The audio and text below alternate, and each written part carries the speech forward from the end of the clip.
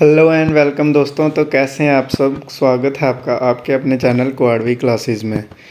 तो माफ़ी चाहता हूं मैं आपसे सबसे पहले कि बड़े दिनों बाद वीडियो अपलोड कर रहा हूं। एक्चुअली मुझे कुछ इम्पोर्टेंट काम थे। तो आज हम अपना लेक्चर स्टार्ट करेंगे, आगे फर्दर उसको पढ़ेंगे जो हमने पिछला टॉपिक पढ़ा था, अकाउंटेंसी की इंट्रोडक्शन। और आज हम देखेंगे डिफरेंस पढ़ेंगे सबसे पहले अकाउंटिंग और बुक कीपिंग का। अकाउंटिंग और बुक कीपिंग में क्या डिफरेंस है, तो इसका डिफरेंस देखो आप। बुक कीपिंग और अकाउंटिंग में क्या डिफरेंस है। बुक कीपिंग में हमारा होता है आइडेंटिफाइंग, मेजरिंग, रिकॉर्डिंग, क्लासीफाइंग। मैं पिछले लेक्चर को थोड़ा रिवाइज करा देता हूँ, फिर आपको अच्छे से याद आ जाएगा क्या क्या है। आइडेंटिफाइंग में मैंने आपको बताया था। आइडेंटिफाइंग में क्या होता है आपका, आइडेंटिफाइंग में क्या आपने चीज़ आइडेंटिफाई करनी होती है। आपका बिज़नेस जो है वो जो आप खर्च कर रहे हो वो बिज़नेस पॉइंट ऑफ व्यू से देखना होता है, non business point of view से नहीं। जो आपके पर्सनल खर्चे उनको नहीं देखना होता है, आपने वो देखना होता है जो आपके बिज़नेस के ऊपर खर्च हुआ होगा, वो चीज़ें देखनी होती है, उसको आइडेंटिफाई करना होता है फर्स्ट स्टेप में। उसके बाद क्या था, मेजरिंग। मेजरिंग किस में होती है, in terms of value, money और रुपीज़। फिर रिकॉर्डिंग। रिकॉर्डिंग किस पे करते थे आप, एक जर्नल बुक होती है उस पर आप रिकॉर्डिंग करते हो, सब डाटा आप लिखते हो। और क्लासीफाइंग करते हो, उसके बाद आपको अलग अलग बुक लेते हो जिसमें इनकम का अलग, एक्सपेंडिचर का अलग, सेविंग का अलग, जो भी आगे सबका अलग अलग बुक बनती है। ठीक है। तो बुक कीपिंग में सिर्फ हमारे ये चार आते हैं। बुक कीपिंग में हमें सिर्फ क्या करना होता है, आइडेंटिफाइंग, मेजरिंग, रिकॉर्डिंग और क्लासीफाइंग, यही चार चीज़ें करनी होती है। लेकिन अकाउंटिंग में क्या होता है, अकाउंटिंग में इसके आगे का प्रोसेस भी करना होता है। तो इसमें क्या क्या, और समराइजिंग में मैंने आपको बताया था कि पूरा टोटल करना है। एनालाइज करने के बाद, एनालाइज और इंटरप्रेट किया, उसके बाद टोटल किया, पूरा टोटल किया, उसके बाद आपका एनालाइज किया आपने डाटा की आपका प्रॉफिट हो रहा है या लॉस। ठीक है।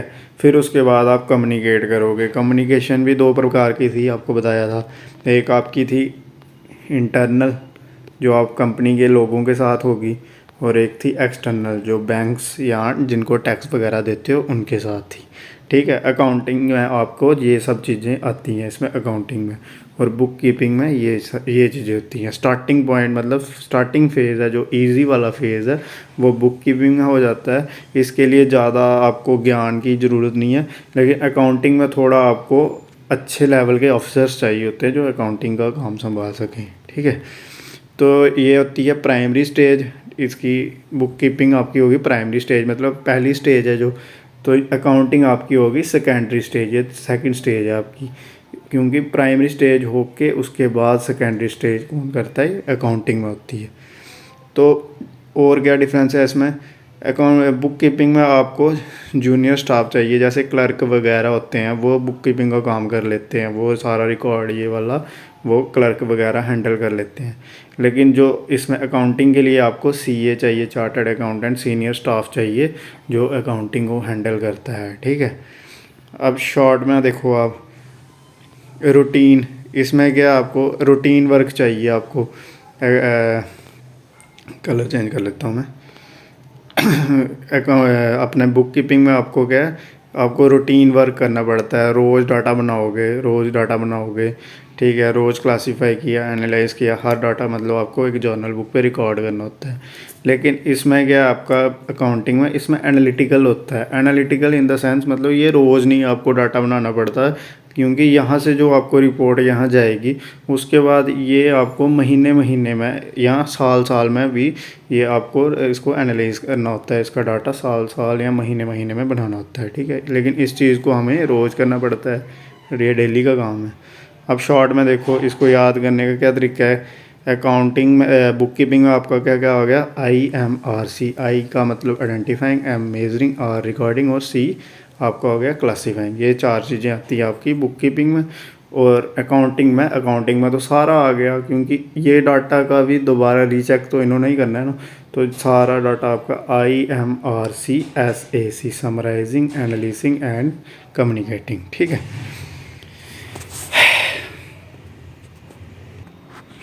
अब आगे देखो ब्रांचेज ऑफ अकाउंटिंग। अकाउंटिंग की ब्रांचेज होती हैं, जैसे पहली आपकी फाइनेंशियल अकाउंटिंग। फाइनेंशियल अकाउंटिंग, इसमें क्या है, किसी कंपनी की फाइनेंशियल पोजीशन आपको बताती है फाइनेंशियल अकाउंटिंग, कि किसी कंपनी का प्रॉफिट या लॉस निकालना हो तो आपको कहाँ देखना होता है, फाइनेंशियल अकाउंटिंग में। ठीक है, ये आपकी एक ब्रांच होगी। एक और दूसरी ब्रांच होगी आपकी कॉस्ट अकाउंटिंग। इसमें क्या है कि पूरा खर्चा कितना आया प्रोडक्ट को बनाने में, कि एक प्रोडक्ट बनता है जब, वो एक आप लगा लो रॉ मटेरियल से स्टार्ट होता है। जैसे आपको एक पेन बनाना है आपको, इसके लिए पहले आपको पेन के पार्ट्स चाहिए, पहले आपको इसकी एक रिफ़िल चाहिए अलग से, फिर इसकी बॉडी चाहिए, फिर इसके वो आगे कैप्स होगी, वो चीज़ें चाहिए। हर चीज़ को वहाँ से लेकर इसको फिनिश्ड प्रोडक्ट पूरा एक पेन तैयार होने में जितनी भी कॉस्ट आई वो सारी किस में आती है, कॉस्ट अकाउंटिंग में। ठीक है, raw material to finish product. उसके बाद तीसरी क्या है इसकी, मैनेजमेंट अकाउंटिंग। मैनेजमेंट अकाउंटिंग में क्या हो गया आपका, इसमें तो मैनेजमेंट ने डिसीज़न लेना होता है कि फॉर फ्यूचर कैसे और किस तरह से हम आगे और भी इसको बढ़ा सकें। ये काम किसका होता है, ये मैनेजमेंट का काम होता है। ठीक है, डिसीज़न लेना फॉर फ्यूचर, कैसे और किस तरह काम करना है आगे। ठीक है,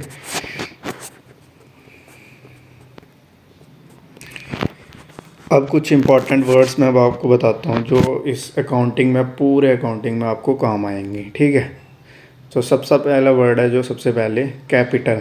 कैपिटल को आप हिंदी में बोलते हो पूंजी। ठीक है, पूंजी।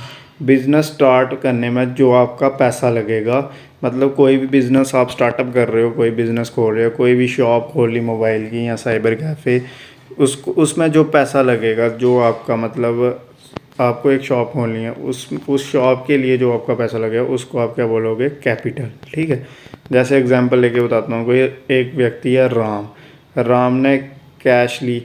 ठीक है, जो कैश उसकी किस में लगी, कैश ली उसने, और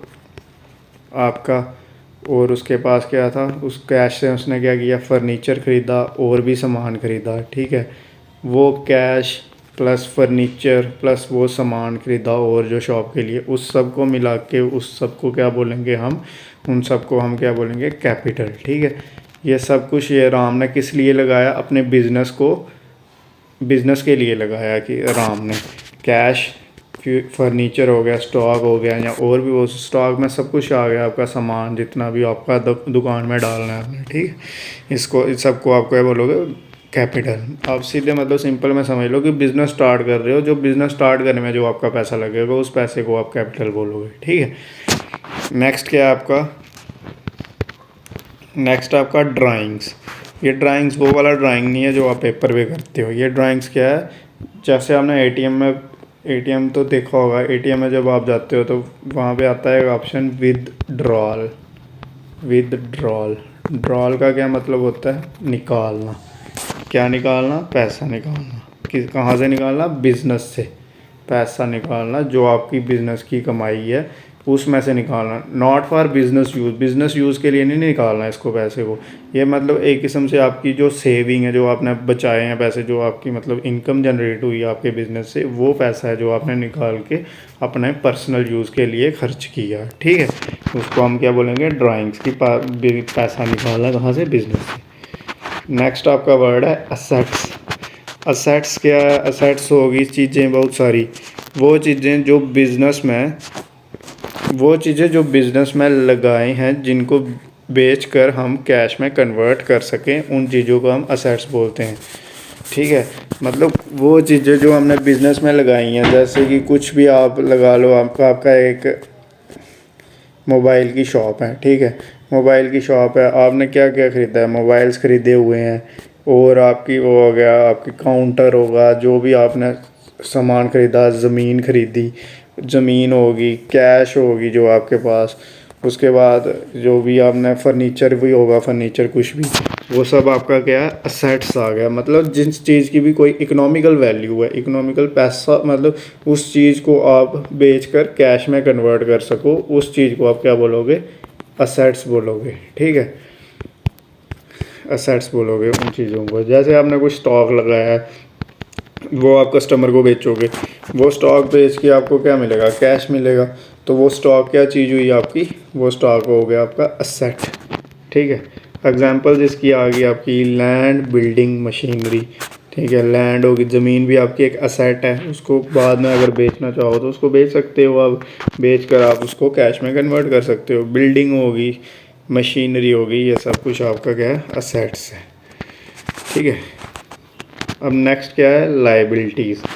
लाइबिलिटीज़ हो गया कर्ज।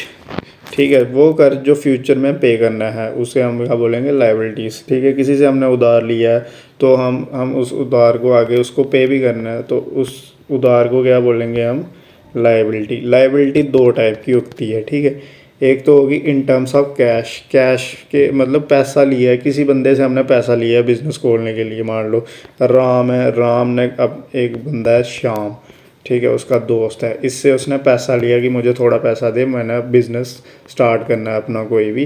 तो शाम से उसने पैसा लिया। ठीक है, अब लेकिन अब जो इसने उसको एक वादा भी किया होगा कि जब मेरा बिज़नेस चल पड़ेगा, जब अच्छे से ग्रोथ होगी तो मैं तुझे वो वाला पैसा वापस कर दूंगा। ठीक है, और कुछ इंटरेस्ट भी लगाया होगा राम ने कि मैं तुझे, अगर मैंने तेरे से 1000 लिया तो मैं तुझे क्या करूँगा, मैं तुझे 2000 वापस करूँगा। ठीक है, इस तरह से आपको ये मतलब कर्ज हो गया, पैसा लिया तो पैसा ही वापस करना है। दूसरी टाइप में क्या है आपका, इन टर्म्स ऑफ सर्विस। ठीक है, जैसे कि आपने क्या किया, एक शॉप खरीदी है, कोई बंदा है जिसकी शॉप है, उसने क्या किया, एक बंदा आया, उसके बाद उसने ये रेंट पे ली। ठीक है, इसको रेंट पे दी, और क्या कर रहा है, वो जो शॉप का जो बंदा है, मालिक है जो, वो पैसे एडवांस ले गया ना आपसे, पहले पैसे ले गया। तो लेकिन उसने क्या किया, आपको एडवांस में पैसे लिए और आपको सर्विस भी देगा वो, कि आप 30 डेज़ के लिए इसको चलाओ, मज़े से चलाओ, बिना कोई चिंता के। ठीक है, आपसे एडवांस लिया, तो उस चीज़ को भी हम लाइबिलिटीज़ में गिन सकते हैं। ठीक है, कि जैसे शॉप का रेंट हो गया, अगले बंदे को 1 मंथ के दुकान दे देनी है किराए पे, उस तरह का। ठीक है, इसे सर्विस होगी, मतलब अगले बंदे ने आपको सर्विस प्रोवाइड की, आपने उसको पैसा दिया तो वो आपको सर्विस प्रोवाइड करेगा। ये भी इन टर्म्स ऑफ लाइबिलिटीज़ होगी आपकी। ठीक है, कर्ज। अब आपकी अगली डेफिनेशन है परचेज़। परचेज़ क्या हो गया, वो चीज़ें, परचेज़ आपको ऐसे भी पता है कि परचेज़ क्या होता है, ख़रीदना। ठीक है, लेकिन ये नॉर्मल नहीं ख़रीदना है, अब ना हर चीज़ को क्या करना है, बिज़नेस पॉइंट ऑफ व्यू से देखना है। ठीक है, बिज़नेस पॉइंट ऑफ व्यू से वो चीज़ जो ख़रीदी आगे कस्टमर को बेचने के लिए, उस ख़रीदने को क्या बोलेंगे, परचेज़ बोलेंगे। कुछ भी कोई भी चीज़ ख़रीदी आपने, जैसे आपको कस्टमर को बेचना है, कोई आपने मोबाइल फ़ोन ख़रीद लिया। ठीक है, मोबाइल फ़ोन ख़रीदा, वो आप आगे कस्टमर को बेचोगे। ठीक है, यो जो इसको ख़रीदा, जहाँ से ख़रीदा, क्या किया, इसको हम क्या बोलेंगे, परचेज़ बोलेंगे। ठीक है, इसको हम बोलेंगे परचेज़। ठीक है, परचेज़ सिंपल है, इन टर्म्स ऑफ बिज़नेस के व्यू से देखना है हमने हर एक वर्ड को। ठीक है, अब हो गया आगे सेल। सेल में क्या आ गया, कस्टमर को बेच दी, उससे जो पैसा मिला वो सेल। अब जो आपने क्या, वो चीज़ जो आपने बेच दी कस्टमर को, ठीक है, तो बेचने के बाद आपको जो पैसा मिला, वो पैसा क्या आपका, सेल होगी। ठीक है, वो आपकी कितनी सेल होगी, जैसे आपने 2 मोबाइल लाए थे तो दोनों आपके बिक गए, इन द सेंस आपके कोई 20,000 के बिके, तो जो 20,000 वो क्या है, वो आपकी सेल होगी। ठीक है, सेल में सारा कुछ आ गया, सिर्फ सेविंग नहीं है, सेल है, ओवरऑल सेल आपकी 20,000 हुई, इसमें प्रॉफिट वगैरह नहीं, ये सारा ओवरऑल जो होगा वो सेल हुई। ठीक है,